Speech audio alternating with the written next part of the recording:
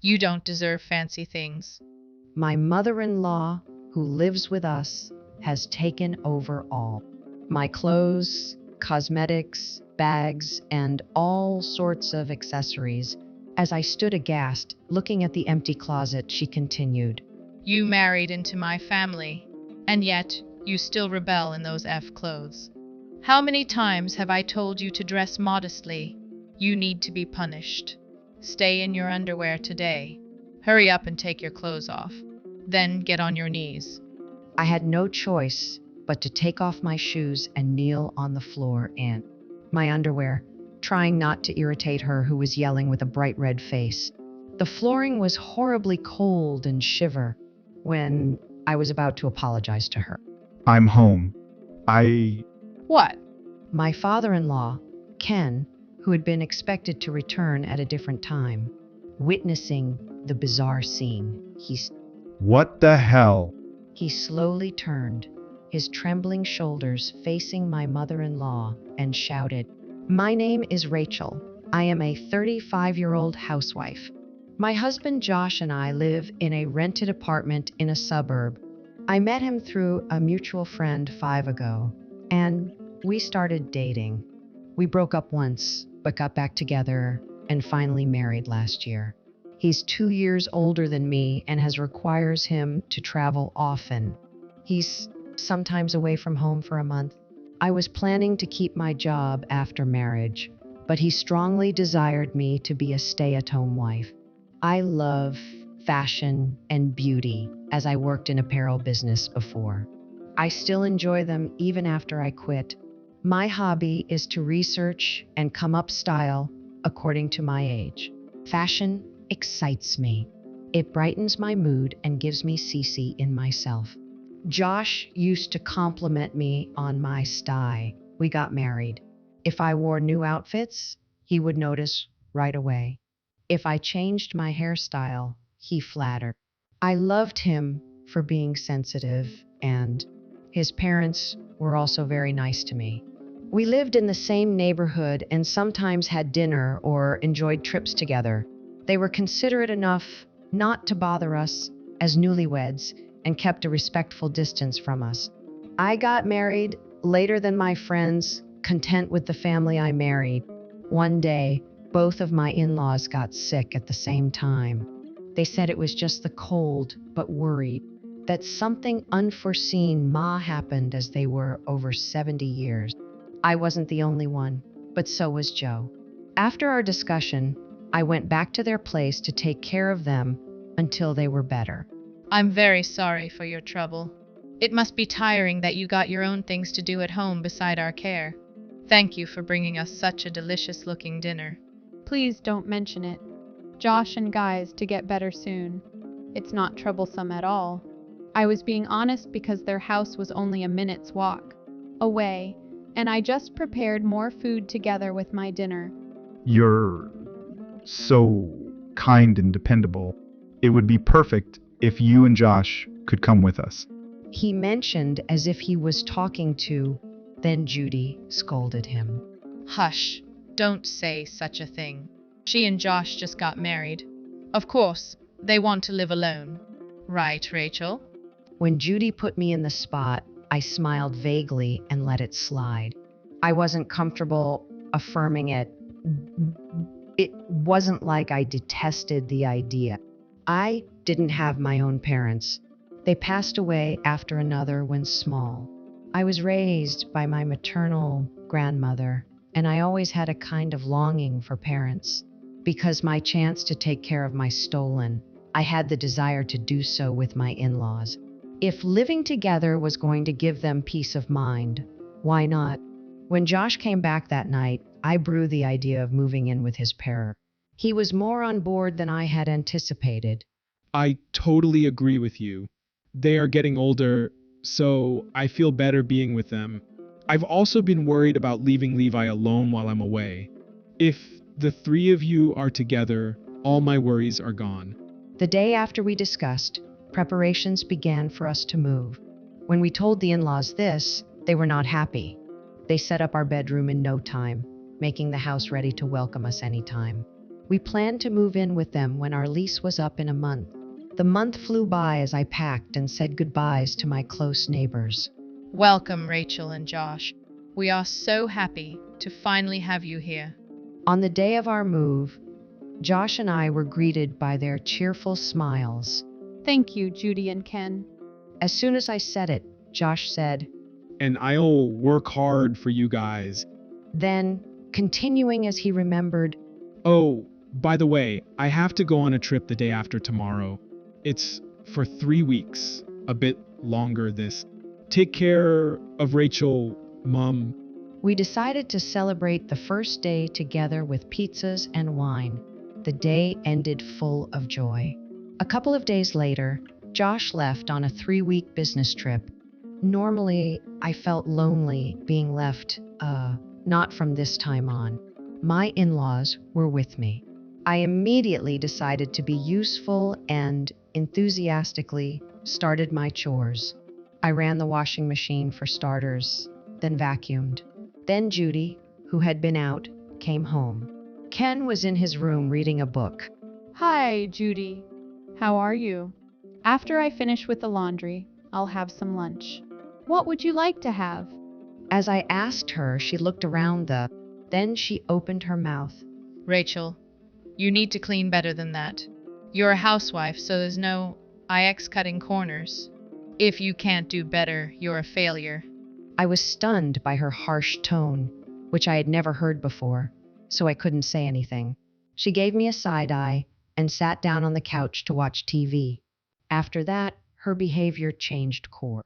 She monitored how I cooked and critiqued my work in detail, giving me constructive feedback and occasionally lecturing on her own theory of what a well-cooked dish should be. Her generous and gentle personality, tense and scary. I thought I had somehow offended her when Ken was around.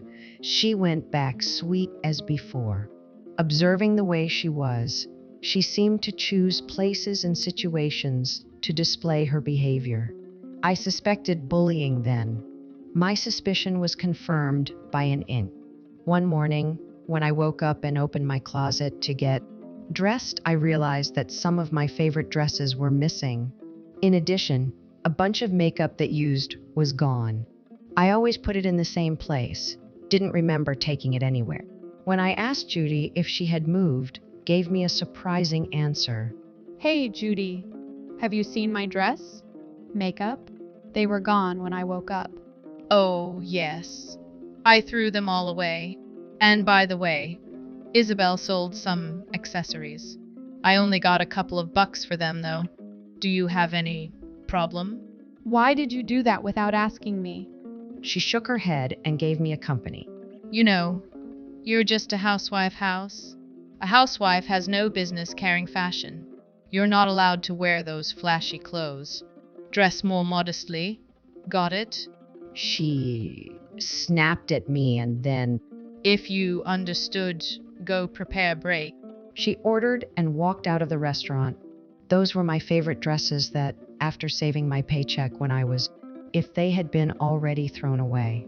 I couldn't get over it easily, but live with her for a long time. I was going to pretend to be submissive, but the presence of her eyes made me feel like a slave. I put on the plainest shirt I had on hand and headed to the kitchen to prepare breakfast. Judy nodded in approval at the sight. From that day, she began to rub me way even more. I was asked to do various tasks in addition to my daily chores, such as weeding the garden, washing the car, and running errands. I tried to be helpful, but it wasn't giving me any clues. I was annoyed, so I pretended to be using my savings to buy cosmetics from my favorite brand, knowing that if they were found, she would throw them away again. I put them in a place where they could not be seen. It had been 3 weeks since Josh left. He was finally coming back that night. I thought to pick him up at the Stat, go for dinner. I asked Judy for permission. Is it okay if Josh and I went out for tonight? That's a good idea. You should go. You don't need to make anything for me. It would be nice to have something different on your cooking once in a while. I thought There was a little sarcasm in it, but permission was granted anyway. Excited, I prepared to go out it had been a long time since we had night. The new dress I just bought was great for an occasion. I was all fired up and dressed up, ready to go, when I sneaked out of the house without being seen by Judy. Ken seemed to be out, as I had not heard his voice. He was probably going to eat outside, so I didn't have to worry about his dinner. I was thrilled and headed for the zone where Josh was getting off. I waited for his return to the gate, where many people had come and gone.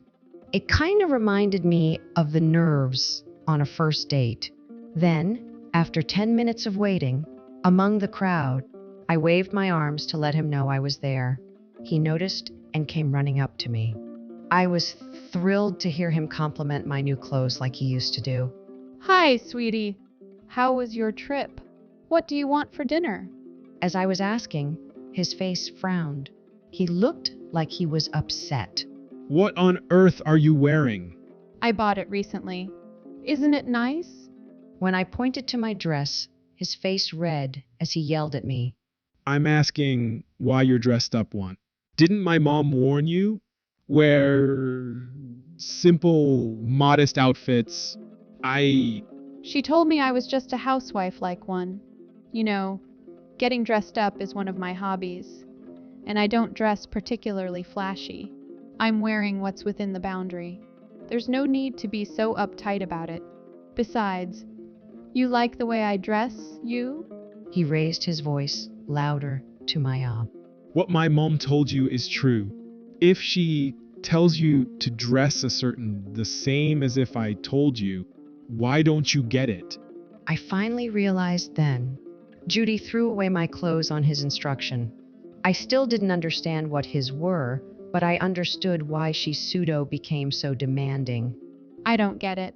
You always complimented me on my dresses before we got married? He sighed in exasperation. That was before.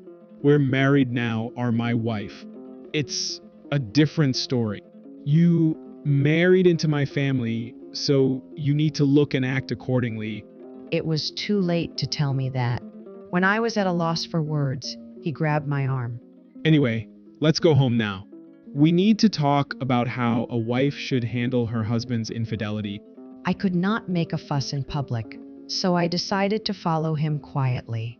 The world divorce crossed my mind for a second, but it wasn't realistic.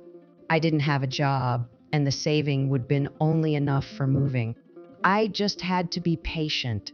Josh and I drove home in silence. When we opened the front door, we saw Judy, who was just in the living room. She was holding a large, clear, blue bag in her hand. I looked hard at it and realized it of my clothes, makeup, bags, shoes, accessories. I ran into my closet, which was empty. Nothing was left in it without exaggeration. Plus, the new clothes I had hidden gone. My shoes had disappeared completely shoe rack. I have to be very careful around you. The punishment for rebellion is severe. If you can't obey us, just wear your underwear. This is way out of the line. It is acceptable. I forcibly snatched the garbage bag hand. Josh grimaced at me in his rage. Hey, don't be rough with her. Whose money are you living off of? If you still resist, I'll throw you. That being said, I had no words to. It was true that he took care of me. When I couldn't refute the facts, GC carried away. Take all your clothes off and get knees. If you apologize, we'll be easy on you. I couldn't make a living if I had to take off my clothes on my knees, so I reluctantly did it. The flooring felt cold against my skin. When I was about to apologize, Ken to come home. Judy exclaimed, "You're already back?" in a high-pitched voice. She thought he was coming back at around midnight. He froze for a moment at the bizarre situation and then asked, I didn't know what else to say. What did he mumble in confusion? You know, she's my wife. She needs her position. For that, those fancy clothes are a nuisance. He's right. This is necessary for Learn. You tell her, too. Ken groaned loudly and covered me jacket he was wearing. Then he pulled me up by hand and stood guard, shielding me from Judy and Aaron. What the hell are you guys thinking? A position of wife? This is not any other than abuse. I fed up with you guys. I want a divorce. You two, Josh, never come back here again. Got it? Both Judy and Josh thought he was on their side, so both of them were with their eyes wide open. Why divorce? No way. I don't know how to live without you by my side. I'm very sorry. I won't do it again, forgive me. Dad, do you mean you want to disown me? Please don't. Both of them pleaded with Ken. He rolled his eyes in disgust. He scolded them, saying they had mistaken the wrong person, and looked at me. Then Judy and Josh got on their knees and apologized to me. Of course, I cannot forgive you guys. Even if I divorce and can't make a living on my own, it's still 100 times better living with you. They both lamented, oh no. I was able to file for divorce with the help from Ken's financial support and advice. It wasn't his fault, so I accepted it at first, but then insisted adamantly. He and Judy also filed for divorce declared, and their house was put up sale. He said he would use the money to mow more rural area and live at his leisure. Judy was left penniless. She was planning to live with Josh, didn't allow it. He thought that if those two stayed together, they would conspire to do harmful acts. Judy turned to her relatives, but they were not aware of her abusive behavior. They were disgusted with her and left alone. She currently works as a daily worker, living by day in a small apartment. It must be unbearable for her now, has been living a comfortable life. As for Josh, who had been disowned by his father, he sought out a new wife. In order to find an ideal wife, he went around preaching to all the women he met that they should be submissive to their husbands. As a result, he was taken by surprise. He now leads a lonely life, only go and forth between work and home. In this day and age, no woman will his ideals. I wonder when he would realize that.